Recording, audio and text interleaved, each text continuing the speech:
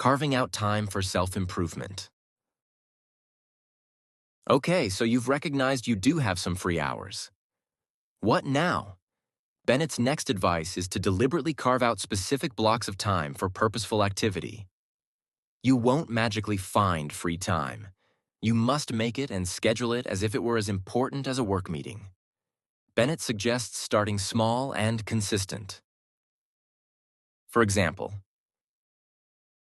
get up 30 minutes earlier in the morning. The morning is when your mind is fresh.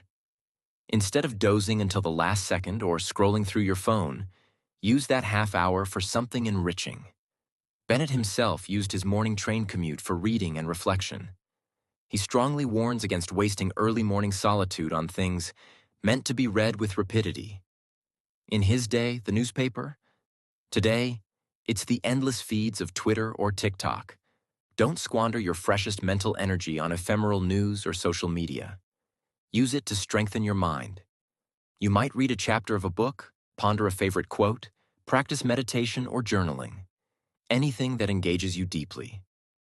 This simple habit yields 2.5 extra hours per week, 30 minutes times 5 weekdays, devoted to your growth.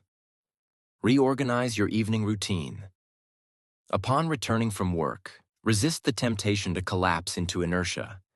Bennett advises having dinner immediately when you get home, rather than letting dinner be a late interruption in an otherwise aimless evening.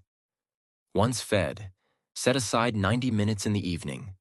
He suggests 3 evenings a week to start, dedicated to bettering oneself. This could be from, say, 7:30 p.m. to 9 p.m., a period you treat as an appointment with yourself. In Bennett's plan, this yields about 4.5 hours per week of evening study or practice, 1.5 hours times 3 nights, leaving plenty of other nights and the full weekend for rest or social activities. Even if you reserve just 3 evenings like this, you'll still have 2 weeknights and all of Saturday and Sunday free for leisure.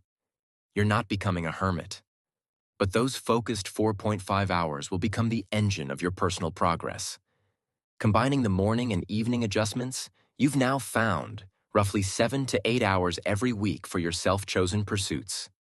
That's like an entire extra workday given back to you, except now you are working on your own goals. Bennett promises that dedicating these hours to purposeful activity will 16. Quicken the whole life of the week, add zest to it, and increase the interest you feel in even the most banal occupations. In other words, when you spend part of your day on things that genuinely excite and fulfill you, even your regular job and chores won't feel so dull. Life as a whole becomes more vivid and satisfying. Practical takeaway. Schedule your personal time just as you schedule work or appointments. Decide on specific slots for morning and evening activities and stick to them.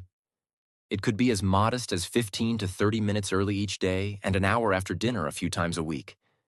Protect these slots as non-negotiable. Use a calendar or alarms if needed. Treat this as an appointment with your future self, because it truly is. Over time, these small daily and weekly investments compound into significant growth.